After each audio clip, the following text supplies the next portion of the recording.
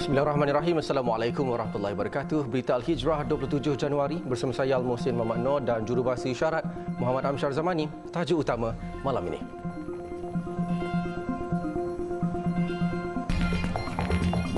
Malaysia kemuka penyerahan lisan kekejaman Israel di ICJ 22 Februari depan. Juga jambatan penghubung kasih sayang yang di-Pertuan Agong kepada rakyat.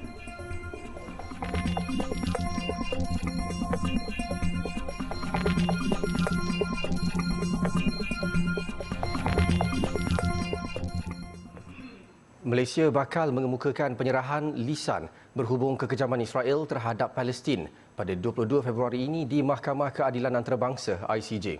Menteri Luar Datuk Seri Mohamad Hassan berkata beliau sendiri akan ke The Hague, Belanda bagi membawa pendirian Malaysia mengenai perkara itu. Malaysia amat mengalu-alukan ketetapan ini.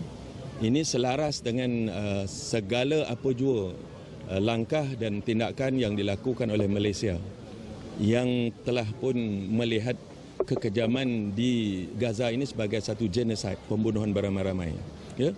Jadi alhamdulillah langkah sementara ini kita harap supaya Israel selaku party state ataupun negara yang menandatangani Konvensyen Genocide 1948 tersebut akur kepada keputusan Mahkamah Keadilan Antarabangsa ini. Ya? Sementara itu mengenai rakyat di Gaza yang kini sedang menderita kebuluran, kata beliau Malaysia akan memastikan bantuan kemanusiaan termasuk perubatan dan makanan dapat masuk ke Gaza. ICJ semalam menerusi keputusannya telah mengarahkan Israel segera mengambil langkah iaitu mencegah genosid di Gaza. Selaras dengan tanggungjawab di bawah Konvensyen Genosid 1948 serta memastikan tentera Israel tidak lagi melakukan sebarang tindakan genosid. Israel juga diarahkan untuk mencegah dan menghukum sebarang hasutan ke arah genosid, membenarkan perkhidmatan asas dan bantuan kemanusiaan memasuki Gaza. Selain itu, ICJ turut mengarahkan Israel menghalang pemusnahan dan memastikan pemeliharaan bukti yang berkaitan dengan dakwaan genosid serta mengemukakan laporan kepada ICJ mengenai semua langkah yang diambil untuk melaksanakan perintah tersebut dalam tempoh 1 bulan.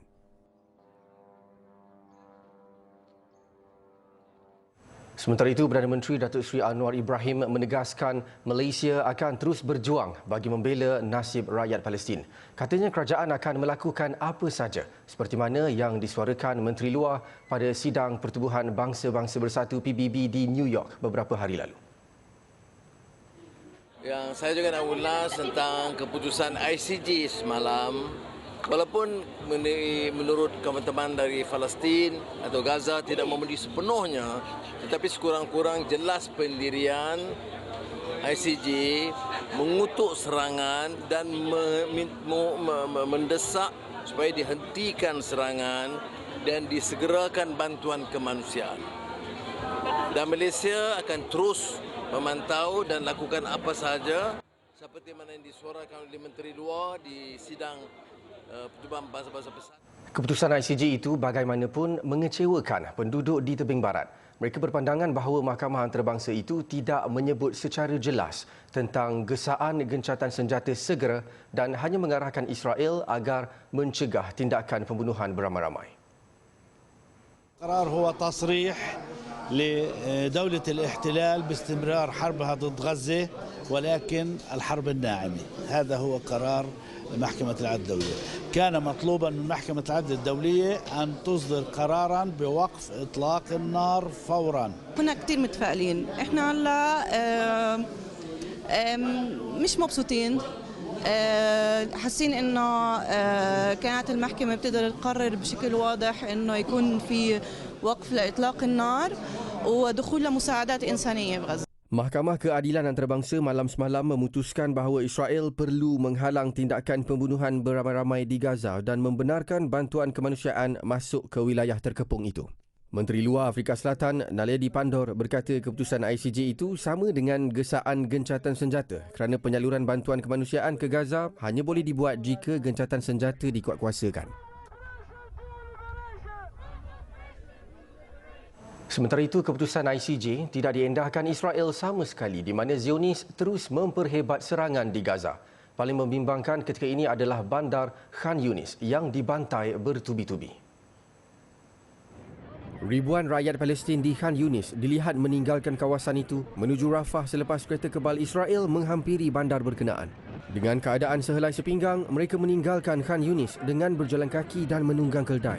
Serangan di fasiliti kesihatan termasuklah Hospital Nasir dilapor masih diteruskan. Sementara itu, Rafah iaitu lokasi yang dituju telah menjadi lokasi perlindungan 1.7 juta rakyat Palestin dan bertambah padat. Wartawan Al Jazeera di Rafah memaklumkan kawasan itu tidak lagi boleh menampung lebih ramai penduduk.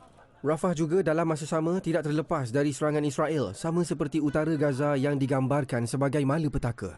Situasi di Gaza City juga amat tragis di mana penduduk memanjat truk dan bergelut untuk mendapatkan bantuan makanan.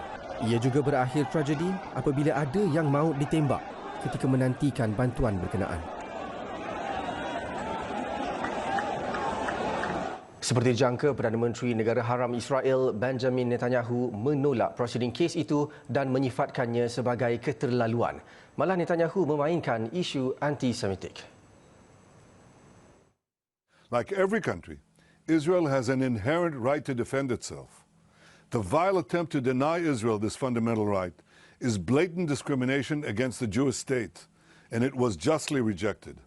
The charge of genocide leveled against Israel is not only false, it's outrageous, and decent people everywhere should reject it. Netanyahu bercakap seolah-olah nyawa hampir 27,000 rakyat Palestin yang terkorban tidak bermakna. Dalam pada itu, Suruhanjaya Eropah (EU) mendesak Israel supaya mematuhi keputusan ICJ yang memberi amaran kepada negara Yahudi itu mengenai perbuatannya melakukan genosid di Semenanjung Gaza.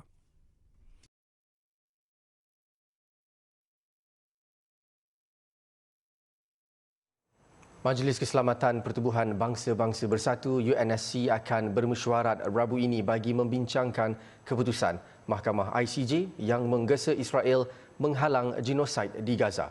UNSC sebelum ini hanya bersetuju dengan 2 resolusi sejak perang Hamas-Israel tercetus pada 7 Oktober dan tidak menemui kata sepakat berhubung konflik terbabit. Pada Disember, ia menuntut penghantaran bantuan secara berskala kepada penduduk Gaza yang terkepung manakala Sekutu Israel Amerika Syarikat menolak gesaan untuk gencatan senjata walaupun mendapat tekanan antarabangsa. Duta Palestin ke Pertubuhan Bangsa-Bangsa Bersatu Riyad Mansour berkata keputusan ICJ itu memberi mesej yang jelas bahawa perintah itu memerlukan gencatan senjata dikuatkuasakan. Menteri Luar Palestin Riyad Al-Maliki pula berkata perintah ICJ adalah peringatan penting bahawa tiada negara boleh mengatasi undang-undang.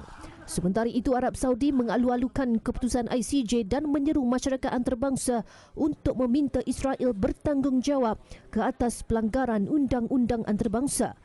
Bagaimanapun, lain reaksi yang diterima dari Amerika Syarikat. Sekutu Israel itu mengulangi pendiriannya bahawa dakwaan Israel melakukan genosid di Gaza adalah tidak berasas.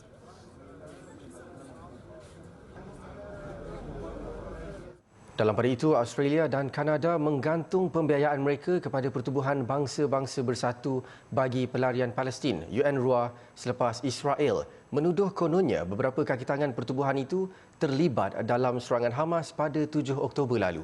Menteri Luar Australia Penny Wong berkata pihaknya sangat bimbang dengan dakwaan terhadap UNRWA. Wong berkata Australia sedang bercakap dengan rakan kongsi dan akan menghentikan sementara pengeluaran pembiayaan baru-baru ini. Sementara itu, Menteri Pembangunan Antarabangsa Kanada Ahmad Hussein mengumumkan Ottawa menghentikan sementara sebarang pembiayaan tambahan kepada UNRWA sementara ia menjalankan siasatan menyeluruh terhadap dakwaan tersebut. Kata Hussein, sekiranya dakwaan itu terbukti tepat, Kanada menjangkakan UNRWA segera bertindak terhadap mereka yang bertekad terlibat dalam serangan Hamas. Tindakan itu dibuat selepas Amerika Syarikat menghentikan pembiayaannya kepada UNRWA semalam dengan mendakwa 12 kaki tangan badan itu mungkin terlibat dalam serangan Hamas yang mencetuskan perang di Gaza. UNRWA berkata pihaknya sudah memecat beberapa pekerja yang dituduh oleh Israel terlibat dalam serangan 7 Oktober lalu itu. Semalam, Ketua PBB Antonio Guterres turut berjanji untuk menjalankan semakan bebas segera dan menyeluruh terhadap UNRWA.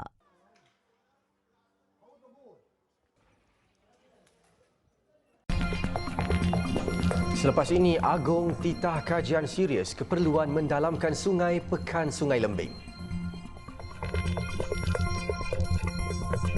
Alhamdulillah bertemu lagi.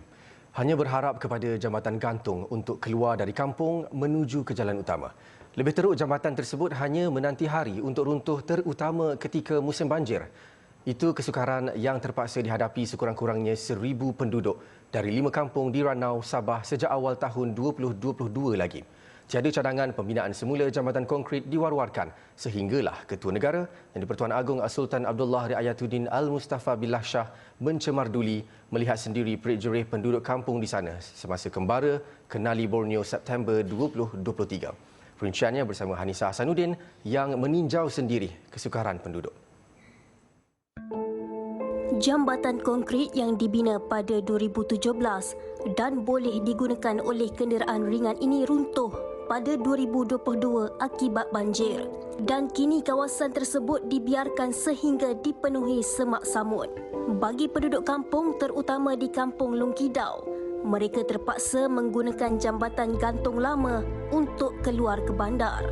Infrastruktur yang semakin uzur itu boleh dikatakan satu-satunya jalan yang menghubungkan penduduk setempat dengan kawasan-kawasan lain.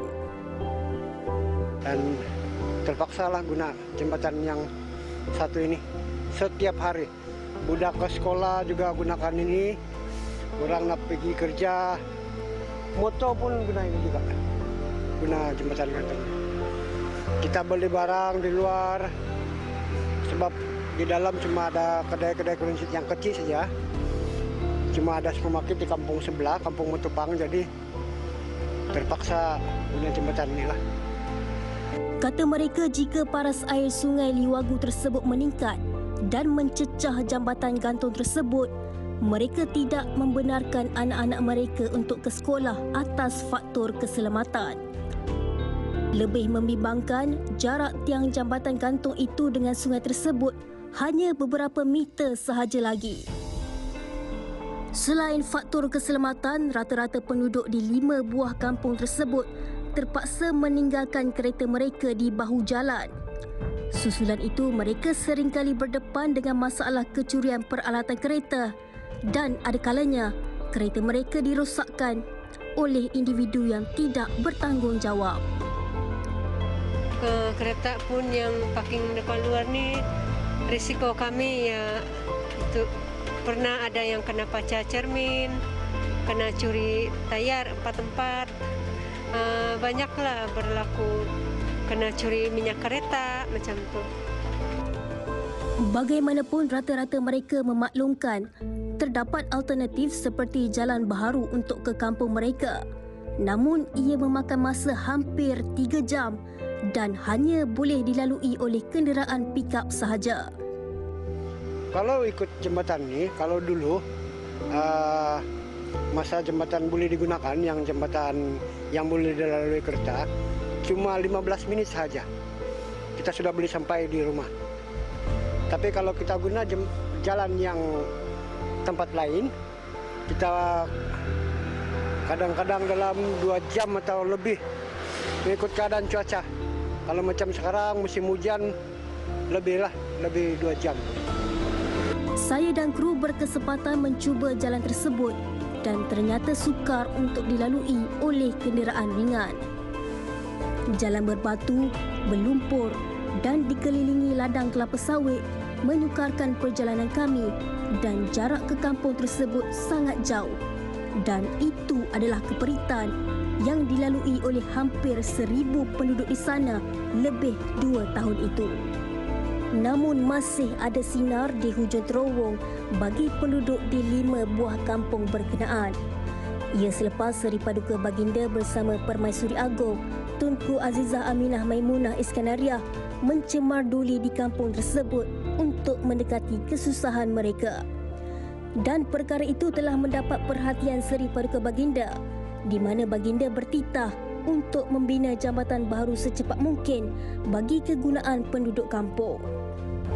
Pada 6 Oktober 2023, kerajaan memutuskan untuk membina jambatan beli bagi menggantikan jambatan lama.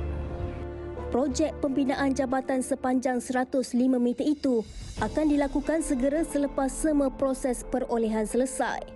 Malah, ia ditambah baik apabila dapat menampung sehingga 15 tan berbanding sebelum ini hanya 5 tan sahaja. Semestinya berita itu merupakan satu perkabaran gembira dan bermakna buat penduduk di 5 buah kampung tersebut setelah menunggu jambatan baharu hampir 3 tahun. Perasaan kami, bukan saya seorang, perasaan orang-orang kami sangat gembira. Karena Agung sudah mengatakan dia boleh tolong. Jadi kami sangat gembira lah. Apalagi kalau sudah mulai mau bikin jembatan, sudah siap.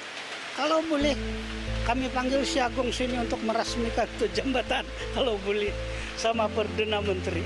Kalau kiranya boleh. Memelihara nyawa merupakan prinsip kedua maqasid syariah yang sangat penting bagi memastikan kelangsungan kehidupan makhluk ciptaan Allah. Dan sebagai ketua agama, tentunya Yang di-Pertuan Agong memegang tanggungjawab ulil amri untuk mengelakkan perkara-perkara yang boleh memudaratkan nyawa rakyat. Di sebelah kiri saya ini merupakan jabatan lama yang telah pun runtuh. Dan kini saya berada di atas jambatan gantung, iaitu satu-satunya jambatan yang menghubungkan laluan utama dengan 5 lagi buah kampung yang terletak di belakang saya ini. Kalau anda boleh lihat, di bawah sana arus sungai sangat deras dan ini adalah risiko yang terpaksa dihadapi oleh kesemua penduduk di sini setiap hari ketika mana mereka mahu keluar dari kampung untuk melakukan aktiviti harian. Dan semestinya dengan pembinaan Jabatan Beli bagi menggantikan jabatan lama di sini, memberi sejuta harapan kepada semua penduduk di sini agar mereka mendapat satu jabatan baru tidak lama lagi untuk kesenangan mereka semua. Hanisa Hasanuddin dan juru kamera Razikruddin dari Kampung Long Kidau, Sabah untuk Berita Al Hijrah.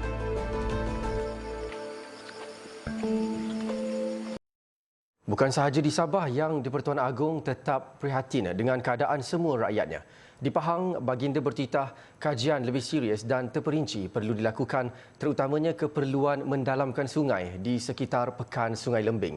Titahnya pelaksanaan projek tempatan banjir semata-mata tidak menjamin kawasan tersebut kalis banjir pada masa akan datang.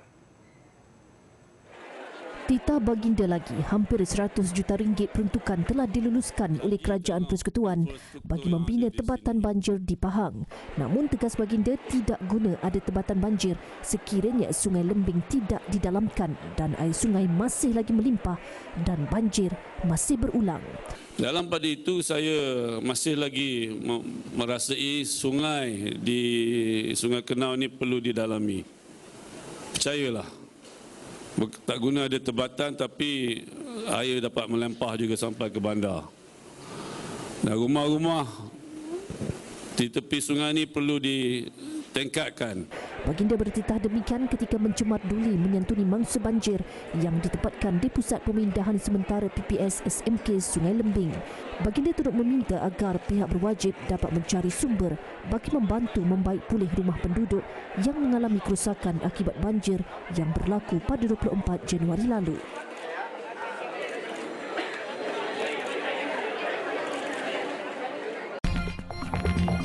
Selepas ini, Zoo Negara terima dana dan bantuan 10 juta ringgit.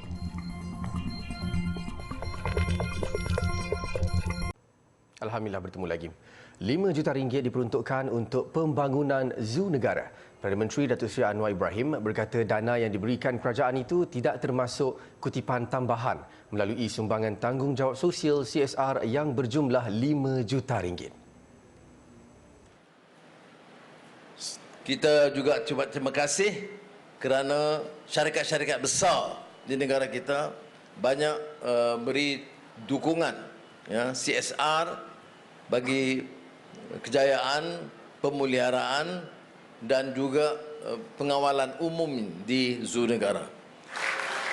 Jadi dengan kadar 10 juta ini kita akan kawal dan adakan dengan wakil daripada Menteri Besar dan kerajaan supaya dapat bekerjasama dengan jawatankuasa Yayasan Zoo Negara supaya dapat kita baiki perancangan dan projek. Mungkin kita ada satu sudut madani di Zoo Negara ini. Beliau berucap pada majlis perasmian sambutan Jubli Intan ulang tahun ke-60 Zoo Negara pagi tadi. Dalam pada itu, Datuk Seri Anwar turut mencadangkan kepada Zoo Negara supaya mewujudkan satu ruang khas yang dinamakan Sudut Madani. Ia khusus untuk mengangkat martabat Zoo Negara dengan sudut khas madani. Malah galakkan ibu bapa, guru-guru beri tumpuan apabila anak-anak melawat, ada penerangan, jadikan Zoo Negara ini medan pendidikan. Dalam pada itu, Malaysia akan menghubungi kerajaan China untuk berbincang mengenai keperluan melanjutkan tempoh pinjaman panda gergasi Xingxing dan Liangliang yang berakhir tahun ini.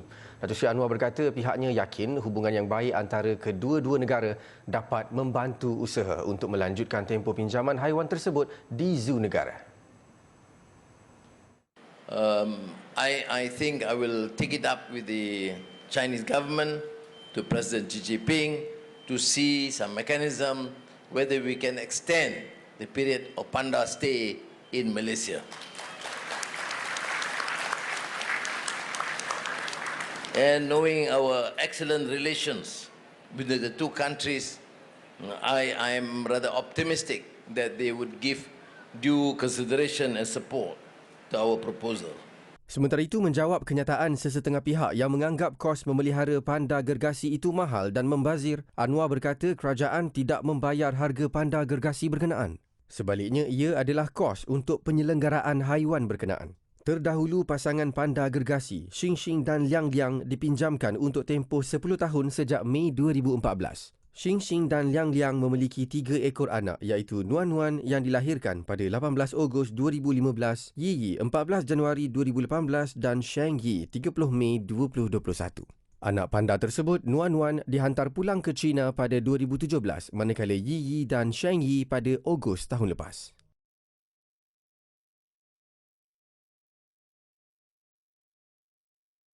Sempena Tahun Melawat Melaka 2024 TMM 2024, Kerajaan Melaka menyasarkan 12 juta pengunjung dan pelancong ke negeri bandaraya bersejarah itu. Menurut Ketua Menterinya Datuk Seri Abdul Rauf Yusof, jumlah itu merupakan jangkaan awal namun beliau pasti akan berlaku pertambahan yang luar biasa.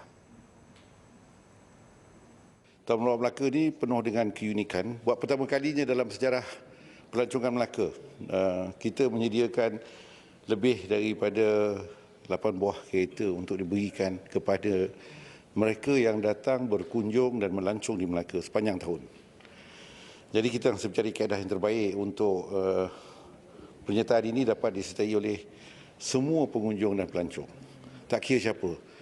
Orang tempatan boleh, orang luar pada Melaka boleh, kaki tangan kerajaan boleh, semua orang boleh. Kerajaan negeri mengumumkan Hari Perisytiharan Kemerdekaan Negara sebagai cuti umum negeri pada 20 Februari. Tarikh itu juga diumumkan sebagai hari rasmi Tahun Melawat Melaka 2024. Pelbagai perkhidmatan percuma diberikan di kawasan tarikan pelancongan di Melaka termasuk muzium, zoo, boat ride di Sungai Melaka dan Melaka Wonderland. Perkhidmatan percuma itu diberikan bermula jam 9 pagi sehingga 6 petang. TMM 2024 yang membawa tema Mana Lagi Melaka-la bertujuan untuk terus memperkasa industri pelancongan Melaka ke tahap yang lebih cemerlang serta memposisikan Melaka sebagai destinasi pelancongan terunggul di Malaysia dan dunia sekaligus meletakkan Melaka sebagai destinasi pelaburan dan perniagaan yang utama.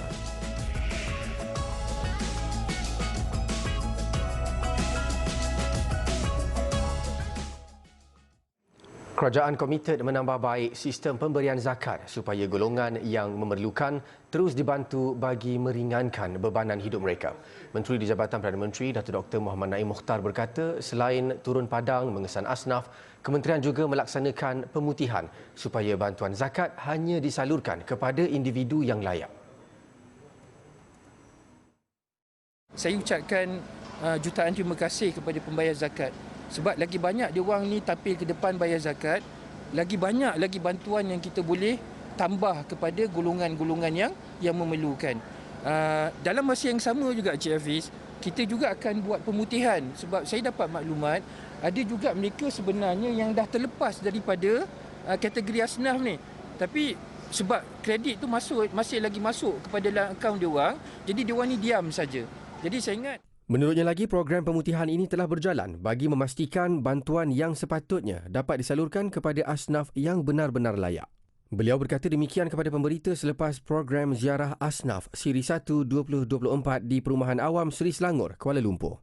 Program itu turut menyaksikan penyerahan ambulans bernilai RM250,000 kepada Bulan Sabit Merah Malaysia BSMM Kuala Lumpur.